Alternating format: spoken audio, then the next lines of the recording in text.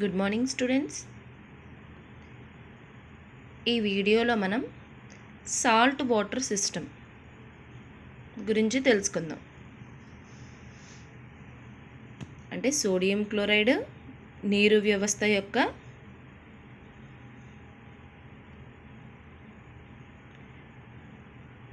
Phase diagram గురించి తెలుసుకుంటాం. అంటే ప్రావస్థ చిత్రం గురించి తెలుసుకుంటాం.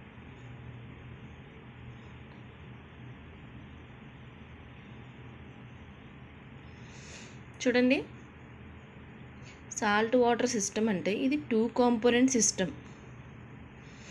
అంటే 2 ఘటకాలు ఉన్నాయి. ఒకటి సాల్ట్ అంటే NaCl, మరొకటి వాటర్. ఓకే,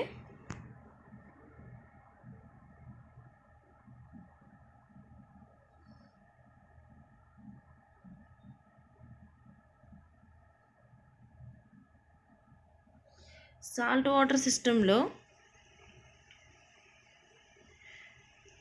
మనం ఏం చేస్తాము అంటే వేపర్ ఫేజ్ని నెగ్లెక్ట్ చేస్తాం. అంటే వాయు స్థితిని వాయు స్థితి అనేది ఉండదు. అప్పుడు ఎన్ని ఫేజెస్ వస్తాయి అంటే 4 ఫేజెస్ వస్తాయమ్మా. అప్పుడు 4 ప్రావస్థలు కలిగి ఉంటుంది. అదేంటి అంటే ఒకటి NaCl2H2O, అంటే వాటర్ అబ్జార్బ్ చేసుకున్న NaCl2H2O అంటాం. నెక్స్ట్ సెకండ్ది NaCl, థర్డ్ది ఐస్, ఫోర్త్ది సొల్యూషన్. మనకి 4 ఫేజెస్ వస్తాయి. మా అర్థమైంది కదా. సాల్ట్ వాటర్ సిస్టమ్ అంటే ఇది 2 కాంపోనెంట్ సిస్టమ్. అంటే 2 ప్రావస్థలు కలిగి ఉంది. ఒకటి సాల్ట్ అంటే NaCl, రెండవది వాటర్. ఈ సాల్ట్ వాటర్ సిస్టంలో మనం వేపర్ ఫేజ్ని నెగ్లెక్ట్ చేస్తే అంటే వాయు స్థితి ఉండదు. అప్పుడు ఎన్ని ప్రావస్థలు ఉంటాయి అంటే 4. ఒకటి NaCl2H2O, 2 NaCl, థర్డ్ది ఐస్, ఫోర్త్ది సొల్యూషన్. ఓకే, ఫేజ్ డయాగ్రామ్ ఎలా ఉంటుంది అంటే ప్రావస్థ చిత్రం ఎలా ఉంటుందంటే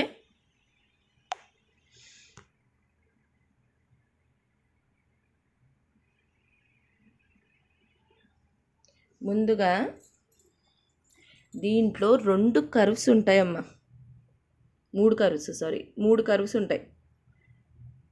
అదేంటి అంటే AO కర్వ్, OB కర్వ్, అక్కడి నుంచి మళ్ళీ BC కర్వ్. 3 కర్వ్స్ ఉంటాయి. ఇప్పుడు ప్రతి కర్వ్ గురించి మనం వివరంగా చెప్పుకుంటాం. అలాగే ఒక యూటెక్టిక్ పాయింట్ O ఉంటుంది. ఎక్కడైతే AO curve, OB curve meet అవుతున్నాయో దాన్ని యూటెక్టిక్ పాయింట్ O అంటాం. ముందుగా కర్వ్ AO గురించి వివరంగా తెలుసుకుంటాం. AO వక్రంలో ఏం జరుగుతుందో చెప్తాను. మనం Aని మెల్టింగ్ పాయింట్ ఆఫ్ ఐస్ అని చెప్తాం. A is the melting point of ice. ఇంకో విధంగా ఎలా చెప్పచ్చు, వాటర్ యొక్క ఫ్రీజింగ్ పాయింట్. వాటర్ ఎక్కడైతే ఫ్రీజ్ అవుతుందో వాటర్ యొక్క ఫ్రీజింగ్ పాయింట్ 0 degrees Celsius. అంటే ముందు మనం ఏం చేస్తున్నామమ్మా, ఏని మెల్టింగ్ పాయింట్ ఆఫ్ ఐస్ అనుకుంటాం, లేదా ఫ్రీజింగ్ పాయింట్ ఆఫ్ వాటర్ అంటాం. అక్కడ టెంపరేచర్ ఎంత, ఏ దగ్గర 0 degrees Celsius. ఓకే, ఇప్పుడు చూడండి, దీన్ని ఏమనుకున్నాం, ఏని ఫ్రీజింగ్ పాయింట్ ఆఫ్ వాటర్, ఎక్కడైతే వాటర్ ఫ్రీజ్ అవుతుందో. ఇప్పుడు మనం ఏం చేస్తామంటే ఈ ఫ్రీజింగ్ పాయింట్ ఆఫ్ వాటర్, ఇక్కడ వాటర్కి ఏం చేస్తామంటే నేను NaCl యాడ్ చేసుకుంటూ వస్తాం. అంటే సాల్ట్ యాడ్ చేసుకుంటూ వస్తాం. యాడ్ చేసినప్పుడు ఏమవుతుందంటే దాని యొక్క ఫ్రీజింగ్ పాయింట్ అనేది తగ్గిపోతూ వస్తుంది. ఏంటి NaCl యాడ్ చేసే కొద్దీ దాని యొక్క ఘనీభవన స్థానం అనేది తగ్గిపోతూ వస్తుంది, క్రమంగా తగ్గుతుంది అనమాట. ఎక్కడి వరకు అంటే O వరకు, till the point O is reached, O అనే పాయింట్ వరకు తగ్గుతుంది. ఇక్కడ O వరకు వచ్చిన తర్వాత మనం ఇంకా NaCl యాడ్ చేసామనుకోండి, ఇంకా ఏమీ రెడ్యూస్ అవ్వదు ఫ్రీజింగ్ పాయింట్. మీకు డయాగ్రామ్లో కనిపిస్తుంది కదమ్మా. ఏ అన్నది freezing point of water 0 degrees Celsius 1 atmospheric pressure దగ్గర. ఇక్కడ నేను ఏం చేస్తున్నానంటే ఇక్కడ వాటర్కి NaCl యాడ్ చేస్తున్నాను, సోడియం క్లోరైడ్. యాడ్ చేసేటప్పటికి ఏమవుతుందంటే దాని యొక్క ఫ్రీజింగ్ పాయింట్ అనేది డిక్రీజ్ అవుతూ వస్తుంది NaCl యాడ్ చేయడం వల్ల, up to the point O. నేను NaCl యాడ్ చేసే కొద్దీ వాటర్ యొక్క ఫ్రీజింగ్ పాయింట్ అనేది తగ్గిపోతూ వస్తుంది up to the point O. ఇక్కడ O వరకు వచ్చిన తర్వాత ఇంకా NaCl ఇంకా యాడ్ చేస్తున్నా ఫ్రీజింగ్ పాయింట్లో ఏమీ చేంజ్ కనిపించదు నాకు. కాబట్టి OA కర్వ్ని ఏమంటాం, ఫ్రీజింగ్ పాయింట్ కర్వ్ అంటాం. Freezing point curve. ఓకే, అంటే రెండే ఉన్నాయి కదా ఇక్కడ ఫేజెస్. ఏంటి, ఐస్ NaClతో సాచురేట్ అయిన సొల్యూషను. ఇక్కడ మనకి రెండే కనిపిస్తున్నాయి. అంటే ఎన్ని ఫేజెస్ ఉన్నాయి, 2 ఫేజెస్ ఉన్నాయి OA కర్వ్ దగ్గర. ఓకే, తెలుగు మీడియం వాళ్ళకి చెప్తున్నానమ్మా. ఫస్ట్ AO వక్రాన్ని గురించి చెప్పుకుంటాం. AO వక్రం అంటే ఫస్ట్ ఏ అనేది ఏం చెప్తుంది, నీటి యొక్క ఘనీభవన స్థాన వక్రం అంటారు దీన్ని. ముందు ఏ బిందువు ఏం చెప్తుందంటే నీటి యొక్క ఘనీభవన స్థానాన్ని చెప్తుంది, 0 degrees సెల్సియస్ అని. వీటికి ఎప్పుడైతే మనం సోడియం క్లోరైడ్ని క్రమంగా చేరుస్తున్నామో, దీనికి మనం ఎప్పుడైతే సోడియం క్లోరైడ్ని క్రమంగా చేరుస్తున్నామో, నీటి యొక్క ఘనీభవ స్థానం AO వక్రం వెంబడి క్రమంగా తగ్గుతూ వస్తుందన్నమాట. ఎప్పటి వరకు అంటే O బిందువు వరకు. ఇప్పుడు ఇక్కడ ఈ O బిందువు వచ్చేటప్పటికి మనం ఇంకా NaClని చేర్చినా కూడా ఘనీభవన స్థానంలో ఎటువంటి తగ్గుదల ఉండదు. కాబట్టి ఇక్కడ 2 ప్రావస్థలు ఉంటాయి. ఏంటి అంటే మంచు, ద్రావణం సమతా స్థితిలో ఉంటాయి. ఇందాక చెప్పాను కదమ్మా, మనం వేపర్ ఫేజ్ అనేది నెగ్లెక్ట్ చేస్తున్నాం ఈ సిస్టమ్ కని. కాబట్టి reduced phase rule equation apply చేస్తాం. రెడ్యూస్డ్ ఫేజ్ రూల్ ఈక్వేషన్ అంటే F' = C - P+1. చూడండి,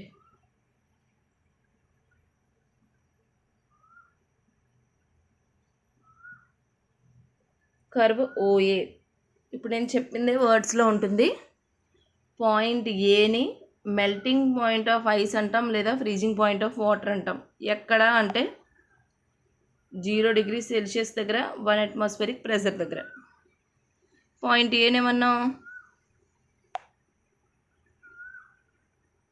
ఫ్రీజింగ్ పాయింట్ ఆఫ్ వాటర్ అనుకున్నాం. ఎప్పుడైతే సోడియం క్లోరైడ్ యాడ్ చేసామో, ఇక్కడ మనం సోడియం క్లోరైడ్ ఎప్పుడైతే యాడ్ చేసామో దాని ఫ్రీజింగ్ పాయింట్ తగ్గిపోతుంది. It's freezing point is lowered. Next, further more and more freezing point is lowered by the addition of more and more sodium chloride. ఇంకా freezing point తగ్గించేస్తున్నాం sodium chloride వాటర్కి add చేస్తూ. ఇది తగ్గుదల మనం ఎక్కడి వరకు చూస్తాము అంటే till the point O is reached. O వరకు వచ్చేటప్పటికి ఫ్రీజింగ్ పాయింట్ తగ్గుతూ వస్తుంది. ఇంకా after which the addition of NaCl does not lower the freezing point further. O వరకు వచ్చేసిన తర్వాత ఇంకా NaCl యాడ్ చేసినా మనకి ఫ్రీజింగ్ పాయింట్ ఏమీ లోయర్ అవ్వదు. కాబట్టి OA కర్వ్ని ఏమంటాం, ఫ్రీజింగ్ పాయింట్ కర్వ్ అంటాం. ఇందులో 2 ఫేజెస్ ఉంటాయి. ఏంటి, ఐస్ ఒకటి, సొల్యూషన్ ఒకటి. కాబట్టి ఇప్పుడు దీనికి రెడ్యూస్డ్ ఫేజ్ రూల్ ఈక్వేషన్ మనం అప్లై చేస్తాం. ఏంటి, F' = C - P+1. దీనికి చెప్పాం కదా 2 కాంపోనెంట్స్ ఉంటాయని. C=2 అంటే సాల్ట్ ఒకటి, వాటర్ ఒకటి. ఫేజెస్ 2 ఏంటి? ఐస్ ఒకటి, సొల్యూషన్ ఒకటి. కాబట్టి F=2 - 2 + 1 +2 - 2 క్యాన్సిల్ అయిపోతే F=1 అంటే along the curve OA system is univariant. System is univariant అంటే దీన్ని బట్టి ఏం తెలుస్తుంది? ఏవో వక్రం మీదుగా వ్యవస్థ అనేది ఏకచరితం అవుతుందన్నమాట. యూనివేరియంట్ అంటే ఏకచరితం అవుతుంది అని. నెక్స్ట్ కర్వ్ OB గురించి చెప్పుకుందాం. ఒకసారి ఫేజ్ డయాగ్రామ్ చూడండి.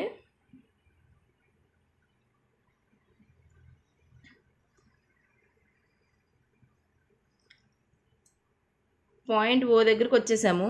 ఇప్పుడు ఏం చేస్తామంటే O దగ్గరికి వచ్చేసేటప్పటికి ఇంకా సోడియం క్లోరైడ్ యాడ్ చేస్తాం. యాడ్ చేసేటప్పటికి ఏమవుతుందంటే సిస్టమ్ని హీట్ చేస్తాం. సోడియం క్లోరైడ్ యాడ్ చేస్తాం, సిస్టమ్ని కూడా హీట్ చేస్తాం.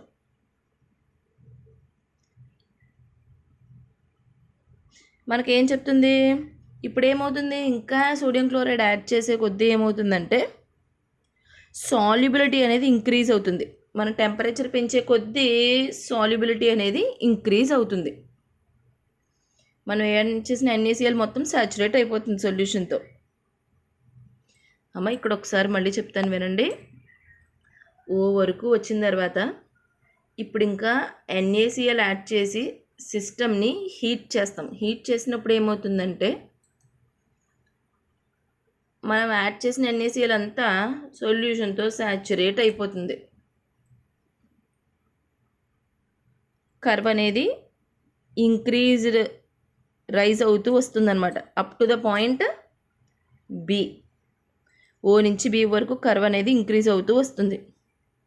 ఇక్కడ 2 ఈక్విలిబ్రియంలో ఉంటాయి. అవి ఏంటి అంటే ఇక్కడ ఆల్రెడీ NaCl వాటర్ యాడ్ చేసిందే కదా. ఇక్కడ వాటర్ NaClకి సాల్యుబిలిటీ పెరుగుతుంది కాబట్టి NaCl2H2కి సాచురేటెడ్ సొల్యూషన్కి రెండింటి మధ్యన ఈక్విలిబ్రియం ఉంటుంది ఈ along the curve.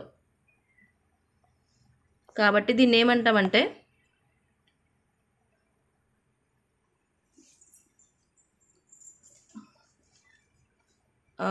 Solubility curve అంటాం.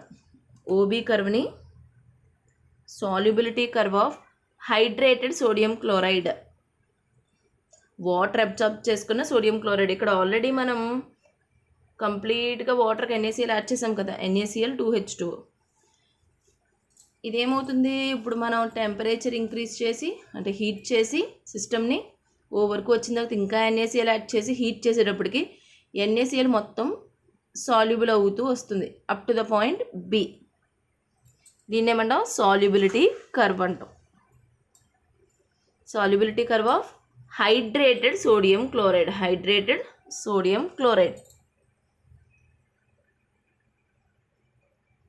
తెలుగు మీడియం వాళ్ళకి చెప్తానమ్మా. OB వక్రం ఏం సూచిస్తుంది అంటే సారద్ర సోడియం క్లోరైడ్ ద్రావణీయతను సూచిస్తుంది.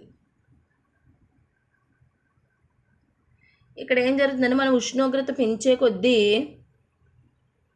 సోడియం క్లోరైడ్ ద్రావణీయత కూడా నెమ్మదిగా పెరుగుతుందన్నమాట. మనకి ఇక్కడ ఈ BO కర్వ్ మీదగా మనకి 2 ప్రావస్థలు కనిపిస్తాయి. ఒకటి ఏంటంటే NaCl2H2O, అలాగే ద్రావణం. 2 సమతా స్థితిలో ఉంటాయి. ఇప్పుడు దీనికి కనుక మనం సంగ్రహ ప్రావస్థ నియమం F'=C-P+1 అప్లై చేస్తే మనకేమవుతుందంటే ఈ వ్యవస్థ అనేది ఏకచరం అవుతుంది. అర్థమైంది కదా. పాయింట్ O దగ్గరికి వచ్చేటప్పటికి మనం ఏం చేస్తున్నాం? NaCl యాడ్ చేసి ఆ సిస్టమ్ని హీట్ చేస్తున్నాం. హీట్ చేసేటప్పటికి ఏమవుతుందంటే NaCl అనేది స్లోగా సాల్యుబుల్ అవుతూ వస్తుంది. అంటే ఆల్రెడీ మనం తీసుకుంది ఏంటి? NaCl2H2O. సాచురేటెడ్ సొల్యూషన్ తీసుకున్నాం, అంటే వాటర్ అబ్జార్బ్ చేసుకునే సొల్యూషన్ తీసుకున్నాం. ఇక్కడ ఏమవుతుంది, మనకి మనం టెంపరేచర్ ఇంక్రీజ్ చేస్తే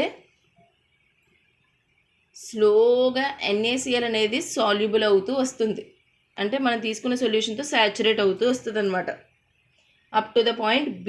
అక్కడ టెంపరేచర్ ఏమంటామంటే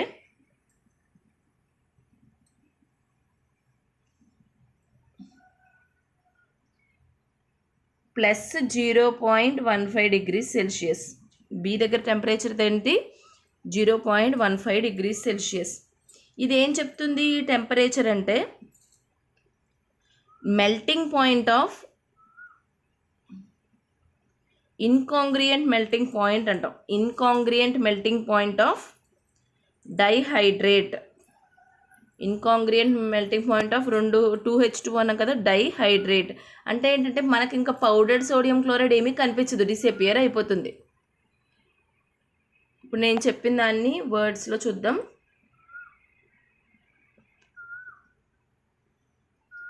కర్వ్ OB అమ్మ, when further amount of sodium chloride is added at point O దగ్గర NaCl ఇంకా యాడ్ చేస్తే, అలాగే సిస్టమ్ని హీట్ చేస్తే ఏమవుతుంది, ఐస్ డిసపియర్ అయిపోతుంది. ఐస్ అనేది డిసపియర్ అయిపోతుంది. మనం హీట్ చేసేటప్పటికి ఏమవుతుంది, అంతా కరిగిపోతుంది కదా. నెక్స్ట్ OB కర్వ్ ఏం చెప్తుంది అంటే, effect of temperature on solubility of hydrated sodium chloride. Temperature increase చేసే కొద్దీ NaCl ఏమవుతుంది, సాల్యుబుల్ అయిపోతుంది. కాబట్టి దీన్ని ఏమంటావు, OB కర్వ్ని solubility curve of hydrated sodium chloride అంటాం. మనం ఏం చేస్తామంటే స్టీప్ రైజ్, అంటే రైజ్ ఆఫ్ కర్వ్ చూస్తాం. రైజ్ అవుతుంది అంటే ఏంటి, సోడియం క్లోరైడ్ అనేది కంప్లీట్గా సాల్యుబుల్ అవుతుంది అని. Solubility of sodium chloride increases slowly with the rise in temperature. మరి ఏ రెండు ఈక్విలిబ్రియంలో ఉన్నాయంటే NaCl2H2O అండ్ సొల్యూషన్ రెండు ఈక్విలిబ్రియంలో ఉంటాయి. దీనికి reduced phase rule equation apply చేస్తే కాంపోనెంట్స్ రెండు సాల్ట్ వాటర్,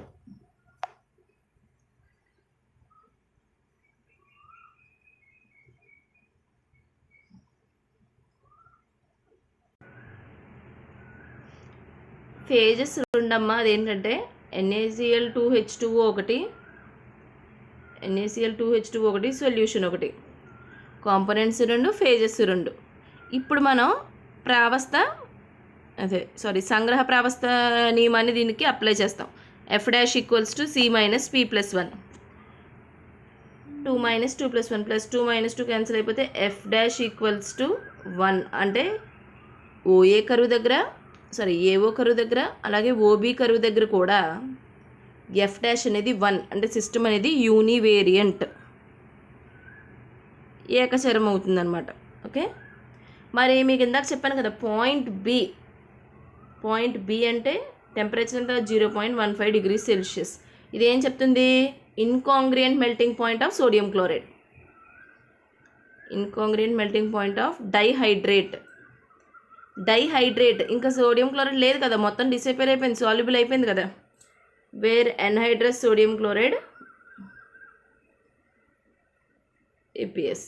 నెక్స్ట్ ఇప్పుడు మనం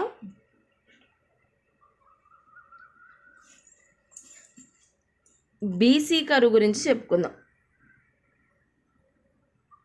BC కర్వ్ అంటే ఇది, BC కర్వ్ గురించి చెప్పుకుందాం.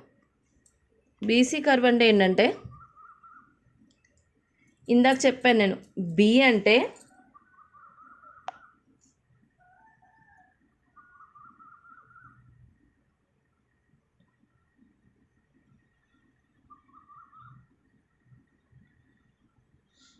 ఇక్కడ చూడండి, ఈ BC కర్వ్ ఏం చెప్తుందంటే, మీకు ఇందాక OB కర్వ్ పేరు చెప్పాను నేను, ఏంటి, solubility curve of hydrated sodium chloride. అంటే వాటర్ అబ్జార్బ్ చేసుకున్న, హైడ్రేటెడ్ అంటే వాటర్ అబ్జార్బ్ చేసుకున్న సోడియం క్లోరైడ్ యొక్క సాల్యుబిలిటీ కర్వ్ని మనం OB అనుకుంటాం. BC అన్నది ఏం చెప్తుందంటే, BC కర్వ్ ఏం చెప్తుందంటే సాల్యుబిలిటీ కర్వ్ ఆఫ్ ఎన్హైడ్రస్ అంటే వాటర్ రిమూవ్ చేసిన సోడియం క్లోరైడ్. ఇక్కడ కూడా 2 ఫేజెస్ ఎగ్జిస్ట్ అవుతాయి. ఏంటి, NaCl విడిగా వచ్చేస్తుంది, అలాగే సాచురేటెడ్ సొల్యూషన్ అనమాట. బీసీ కర్వ్ని ఏమంటాం, solubility curve of anhydrous sodium chloride. అంటే బీసీ వక్రాన్ని అనార్ద్ర సోడియం క్లోరైడ్ ద్రావణీయత వక్రం అంటాం. ఇక్కడ మనకు 2 ప్రావస్థలు ఉంటాయి, NaCl ద్రావణం, ఎన్హైడ్రస్ అంటే ఇంకేం వాటర్ అబ్జార్బ్ చేసుకోదు ప్లస్ సొల్యూషన్ ఉంటుంది. ఈ 2 సమతా స్థితిలో ఉంటాయి. ఎక్కడ, బీసీ వక్రం మీదుగా. దీనికి కూడా అంతే అవుతుంది కదా. F' = C-P+1 అప్లై చేసినప్పుడు components 2 salt water, phases 2 NaCl solution. కాబట్టి ఏమవుతుంది, F' = 1 అవుతుంది దీనికి కూడా.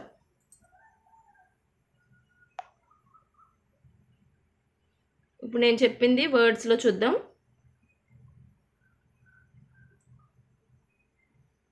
బీసీ అంటే solubility curve of anhydrous sodium chloride. Anhydrous అంటే వాటర్ అబ్జార్బ్ చేసుకొని, అంటే పాయింట్ బి వరకు వచ్చిన తర్వాత ఏమవుతుంది, వాటర్ అబ్జర్వ్ చేసుకొని సోడియం క్లోరైడ్ సపరేట్ అయిపోతుంది మనకి. కాబట్టి ఇక్కడ 2 ఫేజెస్ ఉంటాయి, సొల్యూషన్ ఒకటి, సోడియం క్లోరైడ్ ఒకటి. కాబట్టి సిస్టమ్ అనేది ఏమవుతుంది, యూనివేరియంట్. ఓకే, నెక్స్ట్ పాయింట్ O గురించి చెప్పుకుందాం.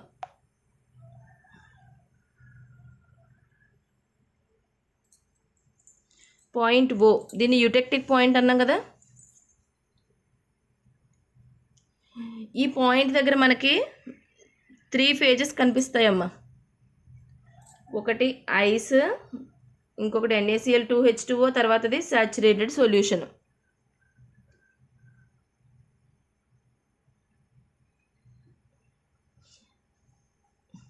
ఇప్పుడు ఇక్కడ మనకి కాంపోజిషన్ మీకు నేను చెప్పాను కదా, యూటెక్టిక్ మిక్స్చర్ అని.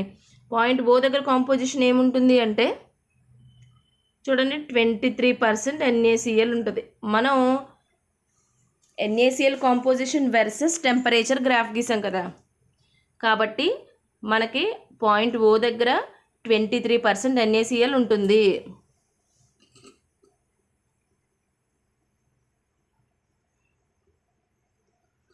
ఈ టెంపరేచర్ ఏంటంటే -21 డిగ్రీ సెల్సియస్. దాన్ని యూటెక్టిక్ టెంపరేచర్ అంటాం కదా. పాయింట్ Oని యూటెక్టిక్ పాయింట్ అంటాం. నేను చెప్తున్నాను కదా, మనకి 3 ఫేజెస్ ఉంటాయి. ఏంటి, ఐస్ ఒకటి, NaCl2H2O, సాచురేటెడ్ సొల్యూషన్. కాబట్టి దీనికి కనుక మనం reduced phase rule equation apply చేస్తే components 2, phases 3.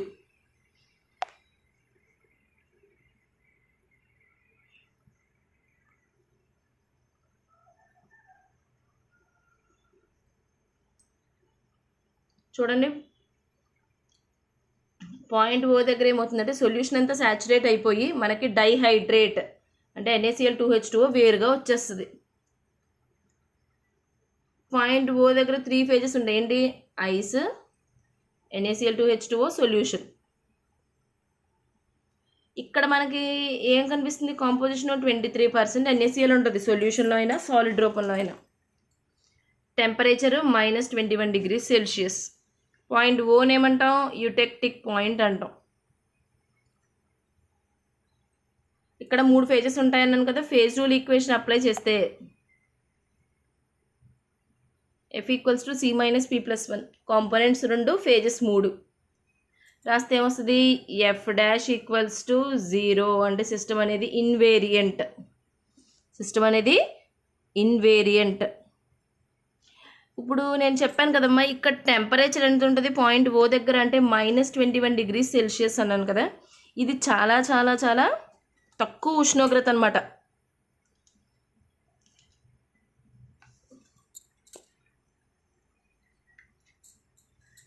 Okay, Telugu medium వాళ్ళు చూడండి, ఈ O బిందువు దగ్గర మనకి మంచు, నీరు, అనార్ద్ర సోడియం క్లోరైడ్ అనే 3 ప్రావస్థలు సమతా స్థితిలో ఉంటాయి.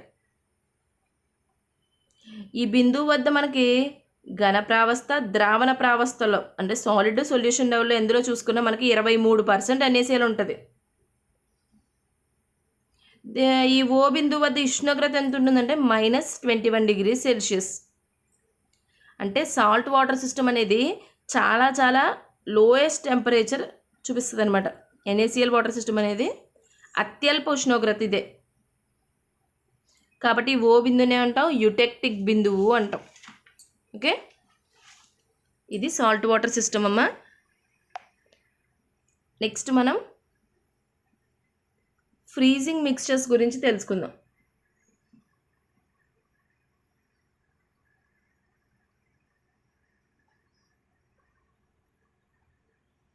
ఇందాక మనం చెప్పుకున్నాం ఏంటి,